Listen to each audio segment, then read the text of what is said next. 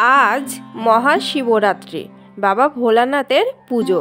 অনেকেই পুজো করছো, আমিও পুজো করছি। তবে আমার পুজোটা একদম অন্যরকম। ভেবেছিলাম অনেক দিনের মনের ইচ্ছা আজকে পূরণ করে আমি আজকে পুজো করব। সেই ইচ্ছাটা একদমই পূরণ হলো না। কেন অপূর্ণ থেকে গেল আমার ইচ্ছা, অবশ্যই আজকের ভিডিওর মাধ্যমে তোমরা জানতে পারবে।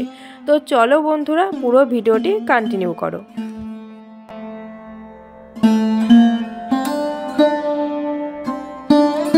প্রতিদিনের মতো আজকে অনেকটা সকালে ঘুম থেকে উঠেছি, সমস্ত কাজ কমপ্লিট করে একেবারে স্নান করে উঠে পড়েছি।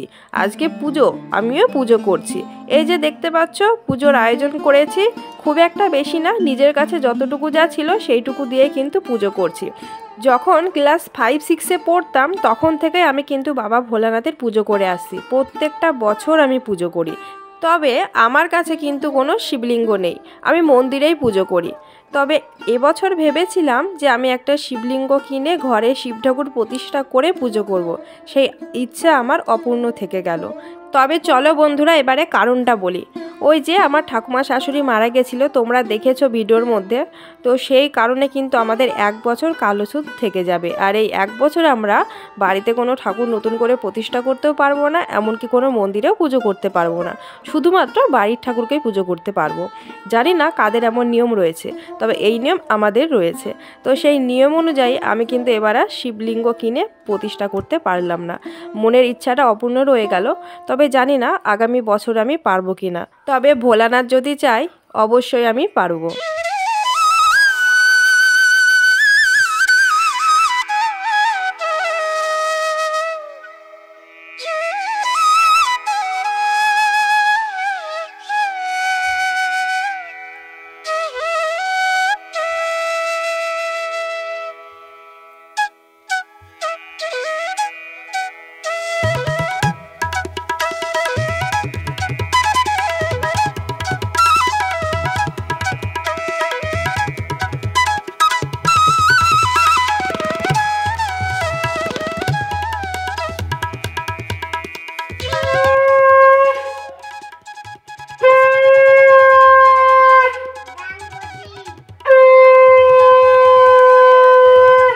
হাতের কাছে যতটুকু ঠাকুরের জন্য পেরেছি ততটুকু আয়োজন করে আর মনের ভক্তি দিয়ে ঘরের পুজোটা শেষ করলাম। তো চলে এলাম তুলসী তলায়। এই যে দেখো, তুলসী গাছে জল দিয়ে নিচ্ছি। সাথে এখান থেকে সূর্যদেবকেও কিন্তু আমি স্মরণ করে নেব। তোমরা জানি না কে বা কারা ভিডিওর মধ্যে নোটিস করেছো, আমি কিন্তু এটা ডেলি করি।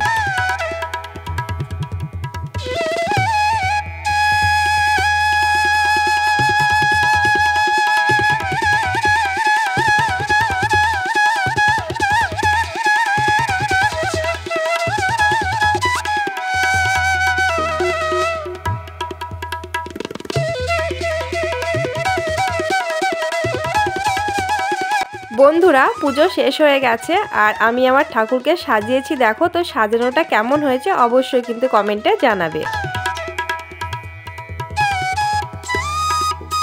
Hello everyone, welcome back to my channel Payel lifestyle. কেমন আছো তোমরা সবাই? আশা করি ভালো আছো। তোমাদের ভালোবাসা ও আশীর্বাদে আমিও বেশ ভালোই আছি। তো এই যে পুজো করে নিয়েছি, পুজোর পরে চলে এলাম খাবার তৈরি করতে। তো আমার 2 ছানাকে দেখছো, ওরাও কিন্তু ঘুম থেকে উঠে গেছে। পূজা করছিলাম সেই সময়, তোমরা অবশ্যই দেখেছো। তো সকালের খাবারে তৈরি হচ্ছে রুটি। তো যেহেতু আমি পুজো করেছি সেই কারণে কিন্তু আমি আজকে অন্ন খাবো না, আটা ময়দা খেয়ে থাকবো। আর পুরোটা দিনটি কিন্তু নিরামিষ। আর বন্ধুরা, এই যে চলে এলাম রান্নাঘরে। তো চলো কি কি রান্না হচ্ছে বলে দিই। এই যে বেগুন ভাজা হয়ে গেছে, আর ওদিকে দেখতেই পাচ্ছ কড়াইয়ে বসানো রয়েছে লাউ আর আলু, ডুমডুম করে কেটে নেওয়া হয়েছে। তো প্রেসারে রয়েছে ছোলার ডাল, সেটাকে হালকা করে সেদ্ধ করে নেওয়া হবে যাতে গোটা গোটা থাকে, একদমই গলে না যায়। তো এই ডাল দিয়ে আর লাউ দিয়ে কিন্তু তরকারি বানানো হবে। তো এইরকম করে ডাল খেতে কিন্তু খুব ভালো লাগে রুটির সাথে। আর আজকে কিন্তু এগুলো সব কিছু বড়বাবু করছে, রুটিটা আমি বানিয়েছি। আর এই রান্নাগুলো দেখতে পাচ্ছ আমি যে সময় পুজো করেছি সেই সময় কিন্তু বড়বাবু এই রান্নাগুলো নিজের সবজি কেটে নিজে রান্না করেছে। কি বলে তো, ওর 10টার সময় ডিউটি বেরিয়ে যাবে আর আমিও ওদিকে পুজো করছি, বা তারা রয়েছে রান্নার, আর ও তো বসেই রয়েছে। আর রান্না করতে যেহেতু ভালোবাসে, ও বললো ঠিক আছে আমি সবজিগুলো করে নিচ্ছি, তুমি পুজোটা করে নাও। তো এই যে দেখো, নিজে নিজে রান্না করেছে, প্লাস ভিডিও কিন্তু আমার জন্য করে রেখেছে। তাহলে ভাবো বন্ধুরা, ছোট থেকে শিব পুজো করেছি, শিবের মতো বর পেয়েছি কিনা অবশ্যই কিন্তু তোমরা কমেন্টে জানাবে।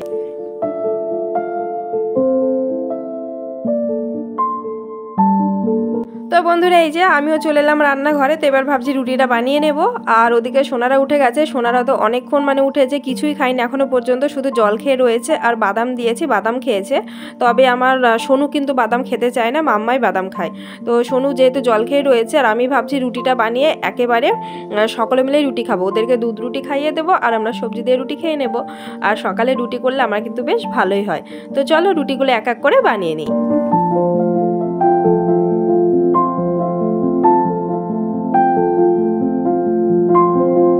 তো বন্ধুরা তোমরা যারা ভিডিওটা এই পর্যায়ে এসে দেখছো, চ্যানেলটিকে সাবস্ক্রাইব করনি, তারা অবশ্যই চ্যানেলটিকে সাবস্ক্রাইব করে একটা মিষ্টি করে কমেন্ট করে যেও। সেই কমেন্ট ধরে চলে যাব তোমাদের পরিবারে, তবে অবশ্যই নিয়ম মেনে 24 ঘন্টা পর।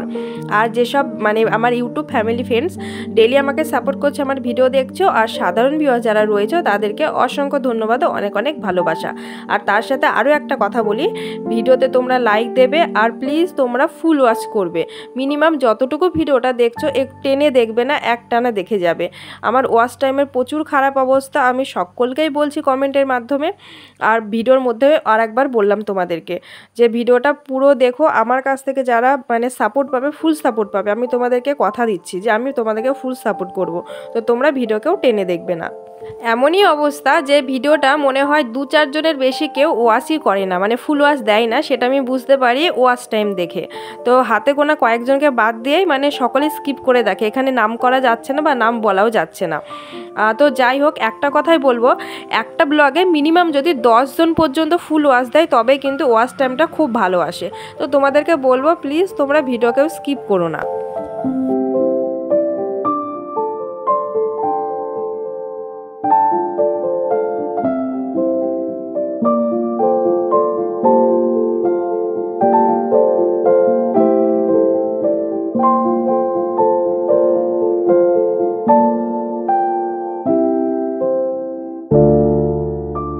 তো বন্ধুরা এই যে রুটি বানিয়ে চলে এলাম সোনাদেরকে খাওয়াতে। তো ভাবছি আগে সোনাদেরকে খাইয়ে দিই, তারপরেই আমরা খাবো। ওদিকে কিন্তু বাবু স্নান করে রেডি হয়ে গেছে, ওরও কিন্তু ডিউটির তাড়া রয়েছে।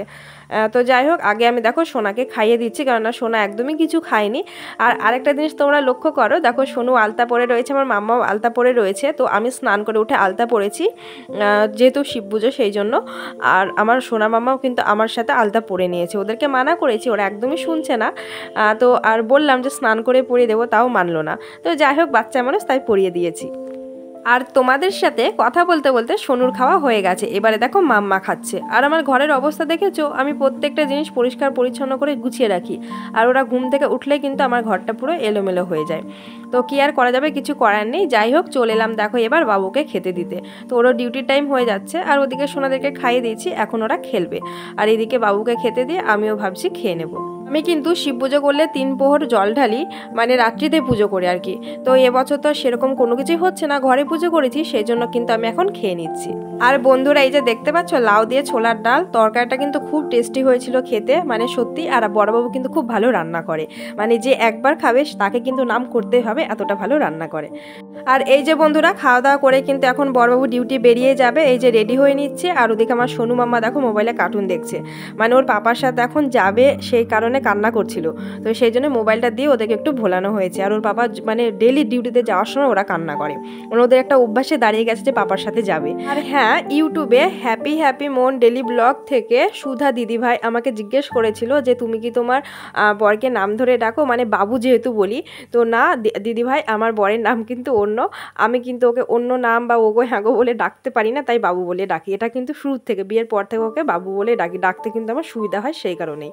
তো যাই হোক, এই যে বন্ধুরা বড়বাবু ডিউটিতে বেরিয়ে গেল। আর এই ডিউটিতে বেরিয়ে যাওয়া দিয়ে আজকের ভিডিওটাও আমি শেষ করছি। তো পুরো ভিডিওটি দেখবে, দেখার পরে কেমন লাগলো কমেন্টে অবশ্যই জানাবে। দেখাবে নতুন কোনো ব্লগে। ভালো থেকো, সুস্থ থেকো বন্ধুরা, টাটা।